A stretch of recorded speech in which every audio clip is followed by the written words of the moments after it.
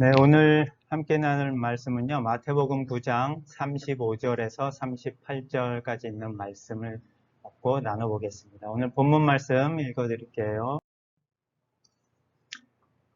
예수께서 모든 성읍과 마을을 돌아다니며 회당에서 가르치셨다. 또 하늘나라에 관한 기쁜 소식을 선포하시고 사람들의 온갖 질병과 아픔을 고쳐주셨다. 예수께서 모여든 사람들을 보시고 그들을 불쌍히 여기셨다. 그들이 목자 없는 양처럼 삶에 시달려 지쳐 있었기 때문이다. 그래서 옛 제자들에게 이렇게 말씀하셨다. 추수할 것은 많으나 일할 사람이 적다. 그러니 추수하는 주인이신 주께 당신의 추수밭으로 일꾼들을 더 보내달라고 기도하여라. 네, 오늘 본문 말씀이고요. 마태복음 이제 마지막 부분에 있는 말씀입니다. 오늘 본문 말씀 가운데 보면 36절에 예수께서 모여든 사람들을 보시고 그들을 불쌍히 여기셨다. 그들이 목자 없는 양처럼 삶에 시달려 지쳐 있었기 때문이다.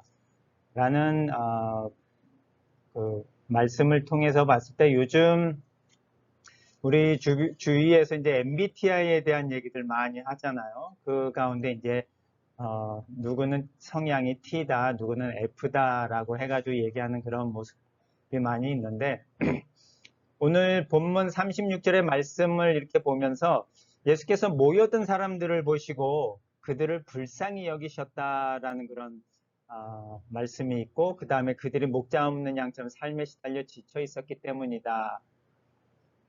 예수님에게 수많은 사람들이 모여들었거든요. 그들을 바라보는 예수님의 시선이 또 예수님의 마음이 어떤지를 보여주고 있는데 저희들이 병원에서 일하거나 또는 아이 캠프를 할 때 보면 수많은 사람들이 막 몰려올 때가 있어요. 그럴 때 우리들은 어떤 마음을 갖고 그 사람들을 볼까라는 그런 생각을 한번 해봤습니다. 각자의 처한 위치나 상황에 따라서 바라보는 시각이나 마음들이 다 다를 텐데 오늘 이렇게 예수님에게 모여든 사람들을 예수님께서는 어떤 눈으로 바라보셨는지를 36절의 말씀이 기록하고 있는데 불쌍히 여기셨다라고 하고 그들을 목자 없는 양처럼 삶에 시달려 지쳐 있는 모습을 정확하게 꿰뚫어 보는 그 예수님의 모습을 볼 수 있습니다. 그런데 오늘 저희가 계속해서 지금 마태복음 9장의 내용들을 다루고 있는데 이 마태복음 9장의 전반적인 내용을 이해하는 가장 핵심적인 구절은 바로 마태복음 9장 13절에 있는 말씀인데 내가 바라는 것은 희생제물이 아니라 자비이다 라는 말씀이 무슨 뜻인지 생각해 보라 라는 이 말씀을 갖고 우리가 9장 전체 오늘 또 본문의 말씀들을 생각해 보면 좋을 것 같습니다. 왜냐하면 예수님께서 바라는 것은 자비이다라는 그 말씀이 무엇인지에 대해서 계속 예를 들어서 설명을 해주고 있는 거거든요. 요 전에 어떤 내용이 있었냐면 회당장 야이로의 딸이 죽게 되어서 예수님께서 그 길에 야이로의 집에 가는 도중에 예수님께서 12년 동안 혈루증 앓은 여인을 만나서 그 여인을 고쳐주는 상황이 나옵니다. 그래서 그 뒤에 부분에서는 그 여인을 만나서 그 여인에게 지체한 시간 때문에 어쩌면 그 시간 때문에 시간이 늘어져서 그 야이로의 딸이 죽게 되었을지도 모른다라고 말하는 사람들이 있습니다. 그런데 오늘 이 9장 13절의 말씀을 갖고 저희가 한번 보면 내가 바라는 것은 희생 제물이 아니라 자비이다라는 말씀을 갖고 바라봤을 때 예수님께서 왜 그 가장 중요한 아주 시각을 총각을 다투는 그 일을 하러 가는데 중간에 누군가가 개입을 해서 잠깐 멈춘 그 사건을 기록하고 있는지를 우리가 한번 본다면 그것은 바로 예수님께서 희생제물이 중요한 것이 아니라 제사가 중요한 것이 아니라 자비가 중요하다라는 모습을 보여주고 있는 것입니다. 이 말뜻은 뭐냐면 사람이 중요하다라는 그런 말뜻을 또 담고 있습니다. 야이로의 딸을 고치러 가는 그 큰 일을 하러 가는 과정이지만 그 중간에 있었던 한 여인의 아픔을 바라보는 예수님의 시선은 동일합니다. 그 여인을 불쌍히 여기셨고 그래서 그 여인을 고쳐주셨고 왜냐하면 예수님은 자비를 원하고 계셨고 자비가 가장 중요한 우선순위였기 때문입니다. 그래서 이 말씀을 갖고 우리가 한번 계속 말씀을 생각해 보는데 37절과 37절에 연이어서 나오는 말씀을 보면 예수님께서 제자들에게 추수할 것은 많으나 일할 사람이 적다. 추수하는 주인에게 당신의 추수밭으로 일꾼을 더 보내달라고 기도하여라 라는 말씀이 나오는데 하나님께서는 천지를 창조하신 분이십니다. 그 천지를 창조하신 분이 추수할 그 능력이 없으셨을까요? 그것이 아니고 하나님께서는 사람을 통해서 일을 하신다는 것을 보여주고 계십니다. 하나님은 원하시는 그 자비는 바로 사람이 중심이고 사람을 통해서 일을 하신다라고 하는 자비를 중심으로 두고 계신 하나님의 그 말씀을 계속해서 보여주고 있는 말씀입니다. 그런데 이 자비에 대해서 우리가 한번 생각해 볼 때 저희에게 떠오르는 성경 구절이 한 군데 있습니다. 누가복음 10장에 나오는 말씀인데 여러분도 다 알고 계시고 누구나 다 알고 있다라고 생각하는 선한 사마리아인의 비유입니다. 혹시 그 내용에 대해서 처음 들어보는 사람들도 몇 분 계실 것 같아서 그 본문을 한번 읽어보고 말씀을 나눠보겠습니다. 그 율법 선생은 자기를 옳게 보이고 싶었다. 그래서 예수께 여쭈었다. 그러면 누가 내 이웃입니까? 예수께서는 이 물음에 이렇게 대답하셨다. 어떤 사람이 예루살렘에서 여리고로 가고 있었다. 그런데 강도들이 나타나 그 사람을 덮쳤다. 강도들은 그 사람의 옷을 찢고 때린 다음 거의 죽게 된 그를 그냥 두고 가버렸다. 그때 어떤 제사장이 거기를 지나게 되었다. 제사장은 그 사람을 보았지만 멀찍이 피해서 가버렸다. 그 다음에 어떤 레위 사람이 다가왔다. 레위 사람도 다친 사람을 보았지만 도와주지 않고 지나쳐 가버렸다. 그때 한 사마리아 사람이 그 길을 내려왔다. 그는 다친 사람이 쓰러져 있는 곳에 다다랐다. 사마리아 사람은 다친 사람을 보고 가엾은 마음이 들어서 그에게 다가가 상처에 올리브 기름과 포도주를 발라주었다. 그리고 상처를 싸맨 다음 자기가 타고 가던 나귀에 다친 사람을 태워 여관으로 데려가 돌봐주었다. 다음날 사마리아 사람은 데나리온 2개를 꺼내 여관 주인에게 주며 말하였다. 이 사람을 잘 돌봐주십시오. 돈이 더 들면 돌아오는 길에 갚아주겠습니다. 그러고 나서 예수께서 물으셨다. 너는 이 세 사람 가운데 누가 강도 만난 사람에게 이웃이 되어 주었다고 생각하느냐? 율법 선생이 대답하였다. 그 사람에게 자비를 베푼 사람입니다. 선한 사마리아인의 비유가 어떤 내용인지를 우리가 이제 확인했는데 이 비유의 가장 중요한 부분은 딱 세 부분. 29절에 율법 선생이 물어보는 질문이 있는데 누가 내 이웃입니까? 그리고 36절에 예수님께서 답하신 부분, 그 다음에 37절에 율법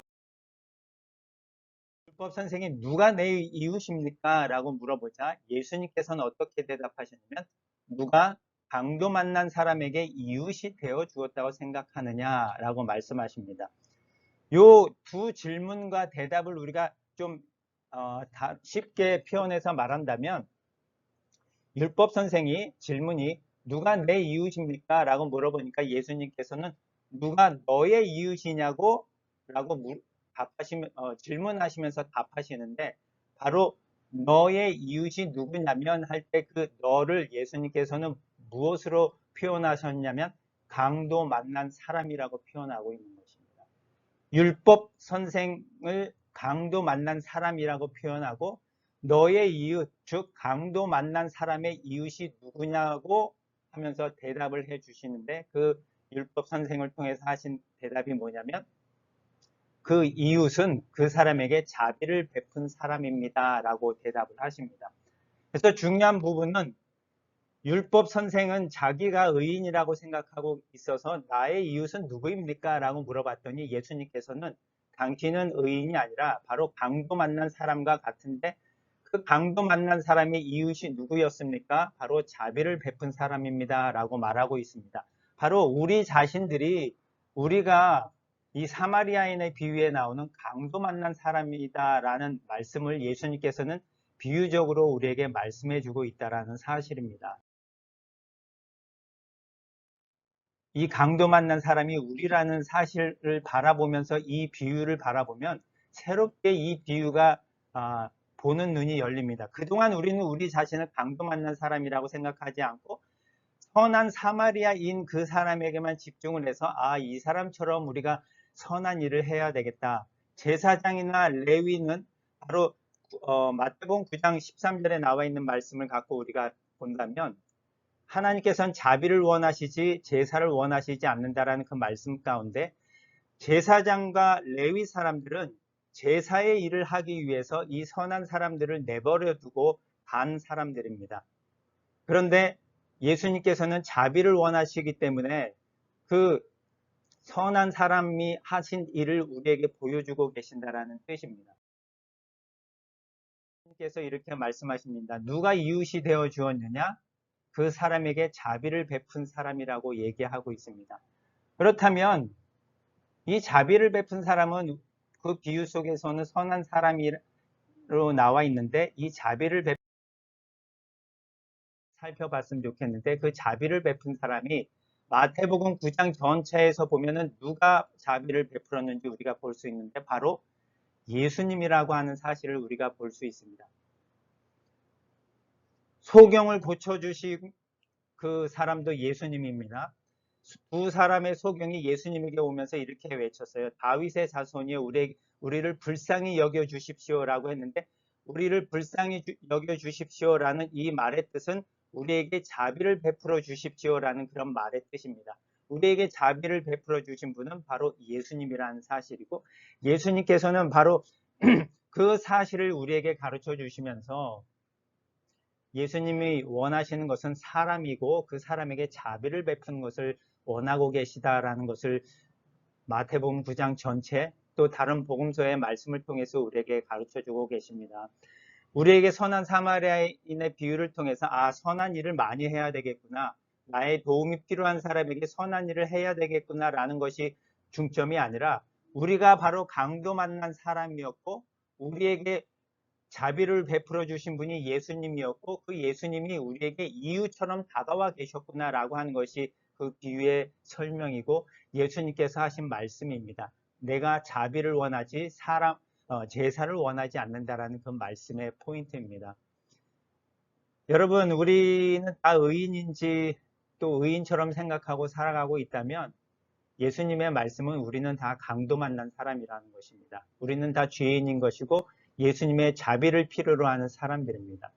예수님의 자비를 필요로 하는 사람으로서 이번 한 주간 한번 깊이 예수님의 그 자비가 무엇인지 왜 예수님이 자비를 원하고 제사를 원하시지 않는지를 묵상해 보면서 한 주간 살아가면서 예수님에 대해 한번 묵상하고 또 알아가는 귀한 시간이 되었으면 좋겠습니다. 기도하시겠습니다. 하나님께서 자비를 원하시고 제사를 원하지 않는다는 그 말씀을 배워보고 또 생각해보라 말씀하십니다. 예수님의 여러 기적들과 또 사마리아인의 비유들을 통해서 우리 자신들이 어떤 존재이고 어떠한 정체를 갖고 있는지를 보게 하신 것 감사합니다.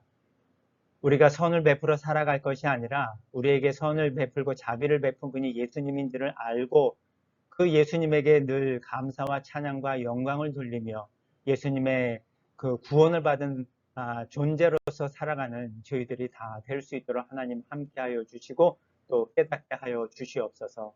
감사하고 예수님의 이름으로 기도드립니다. 아멘. 네, 감사합니다.